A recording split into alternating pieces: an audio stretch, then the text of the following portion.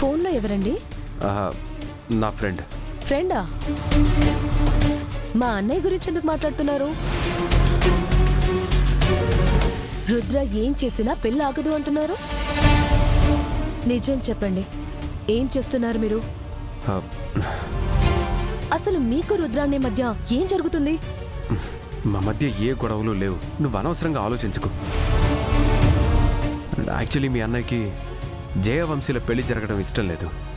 కానీ మావయ్య గారి సంతోషం కోసం నేను ఆ పెళ్లిని జరిపిస్తానని అంటున్నాను, అంతే. అన్నయ్య కారణం లేకుండా ఏది వద్దు అనరండి. అన్నయ్యకి వ్యతిరేకంగా మీరేం చేయకండి. మీరు చిన్న చిన్న తప్పులు చేస్తే క్షమిస్తారేమో కానీ ఈ కుటుంబానికి మంచిది కాని చేస్తే మాత్రం అస్సలు క్షమించరు. నా మాట వినండి. ఎందుకు చెప్తున్నానో అర్థం చేసుకోండి. నువ్వు అనుకున్నట్లు ఏమీ జరగదు ప్రీతి.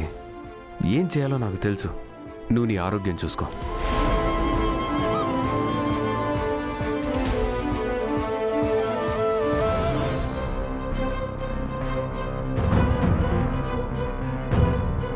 సార్, ఆ జయ స్వీట్ తీసుకొచ్చి అందరితో మాట కలిపేంత వరకు వచ్చిందంటే చాలా పకడ్బందీగా ప్లాన్ చేస్తుందని అర్థమవుతోంది. మనకి నిజం తెలిసిందన్న విషయం తెలిసి కూడా తనెంత ధైర్యంగా ఉంది సార్. నాకొస్తున్న కోపానికి ఆ జయని అందరి ముందు నిలదీసి ఇంట్లో నుంచి బయట గెంటేయాలనుంది. నేను ఇంతలా వాగుతుంటే మీరు ఇలా సైలెంట్గా ఉండి ఏం ఆలోచిస్తున్నారు సార్? రామనాథం గారు వేసిన స్కెచ్ గురించి ఆలోచిస్తున్నాను. ఆయన వేసిన స్కెచ్ నీ పోలికలతో ఉండడం ఏంటి? ఆయన స్కెచ్ తీసుకుని ఇక్కడికి రావడం ఏంటి? ఆయన్ని లోపలికి రానివ్వకుండా వీరు అడ్డుకోవడం ఏంటి? ఆయన స్కెచ్ని ఇక్కడే వదిలి వెళ్ళిపోవడం ఏంటి? ఇదంతా ఒక ఎత్తైతే విశ్వనాథ్ మామయ్య ఆయన స్కెచ్ వేయమని అడిగితే ఆయన వేయకపోవడం ఏదో టోటల్గా కన్ఫ్యూజింగ్గా ఉంది. అదంతా రామనాథం సార్ కలిసినప్పుడు తెలుస్తుందిలేండి సార్, కంగారు ఎందుకు? లేదు గంగా, ఆ స్కెచ్ వెనకాల ఏదో పెద్ద రహస్యమే ఉందనిపిస్తోంది. సార్, బాగా ఆలోచించాక నాకేమనిపిస్తుందంటే ఆ రామనాథం గారు నన్ను ఇదివరకే గుడి దగ్గర ఒకసారి కలిశారు. హిట్లర్ నాకు పరిచయం కూడా చేశారు. నేను బాక్సింగ్ కాంపిటీషన్కి సెలెక్టింగ్ అయ్యాను కదా, ఫైనల్స్లో కూడా నేనే గెలుస్తాను అని వాళ్ళకి స్ట్రాంగ్ ఇన్ఫర్మేషనింగ్ తెలిసి ఉంటుంది. నేను బాక్సింగ్ కాంపిటీషన్ తర్వాత సెలబ్రిటీని అయిపోతానని తెలిసి పబ్లిసిటీ కోసం నా స్కెచింగ్ వేసి తీసుకొచ్చారేమో. ఓహో, అవునా? అవును సార్. నా ఫోటోలు హోర్డింగ్స్ ద్వారా సోషల్ మీడియాలో ప్రచారం చేయాలంటే నా పర్మిషన్ ఉండాలి కదా మరి. అదడగడానికి వచ్చారేమో మరి. ఫంక్షన్ హడావిడిలో బాగోదని వెళ్ళిపోయి ఉంటారు. నీ గురించి నీ మీద ఎక్స్పెక్టేషన్స్ చాలా హై లెవెల్లో ఉన్నాయే. మీరే కదా సార్ అన్ని పాజిటివ్గా థింకింగ్ చేయాలి, అప్పుడే పాజిటివ్ రిజల్టింగ్స్ వస్తాయన్నారు. పాజిటివ్ థింకింగ్ చేయమన్నాను గానీ పగటి కలలు కనమనలేదు. చేసే ప్రాక్టీస్ తక్కువ, ఇమాజినేషన్ ఎక్కువ. సార్ ఏంటి? ముందు మీ అన్నయ్య కాల్ చేసి ఆ రామనాథం గారి అడ్రస్ కనుక్కోమన్నాను. కనుక్కున్నాడో లేదో చెప్పు. బా, రామనాథం గారి అడ్రస్ తెలిసింది. వెళ్దాం. పదండి.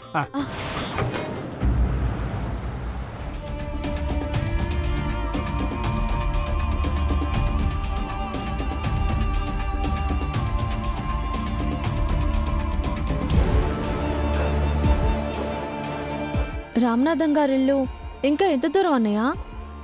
ఇంకో 5 నిమిషాలు వెళ్ళిపోతాం అసలే.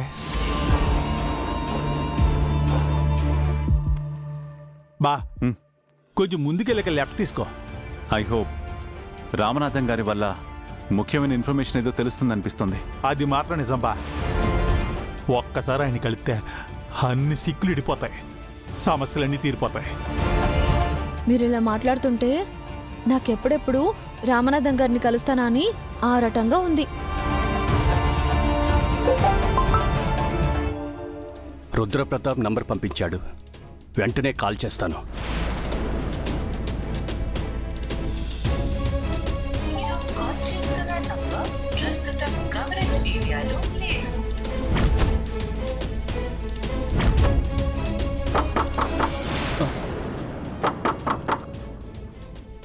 ఈ టైంలో ఎవరొచ్చారు? ఆ,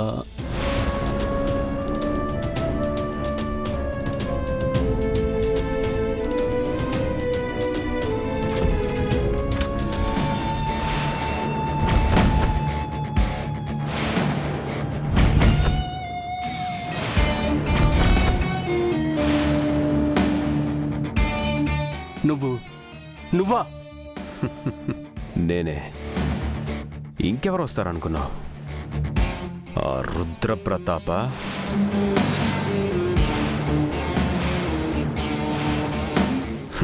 నాకెలా తెలిసింది అనుకుంటున్నావా? జస్ట్ ఇప్పుడే నా మనుషులు నీ అసిస్టెంట్ని చితకబాది నిజం తెలుసుకున్నారు. ఏంటి, ఆ రుద్రకి ఫోన్ ట్రై చేస్తున్నావా?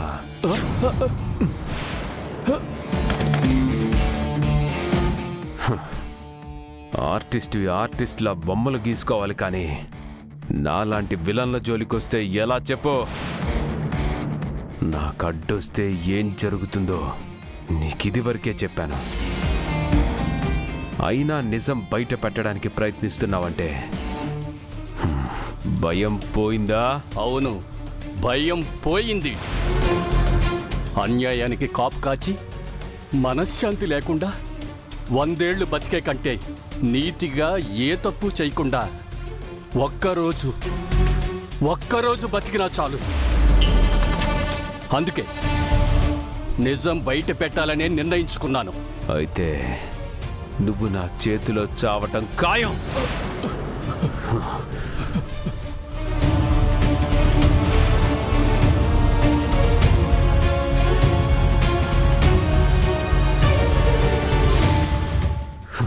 ఇప్పటికైనా నా మాట వింటావా వినవా? అడిగినంత డబ్బిస్తాను. సిటీ వదిలి దూరంగా వెళ్ళిపో. నీ డబ్బు నాకు అవసరం లేదు. నేను నీ పతనం చూడాలి. నిన్ను వదలను.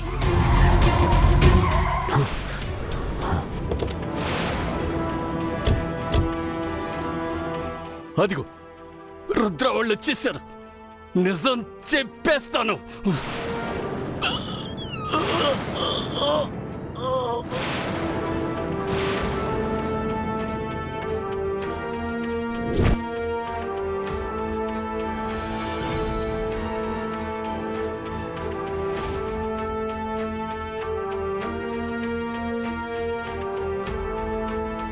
రామనాథం గారు,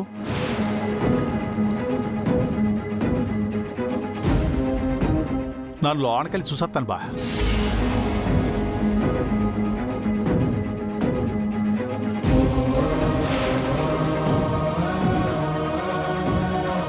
రామనాథం గారు, రామనాథం గారు.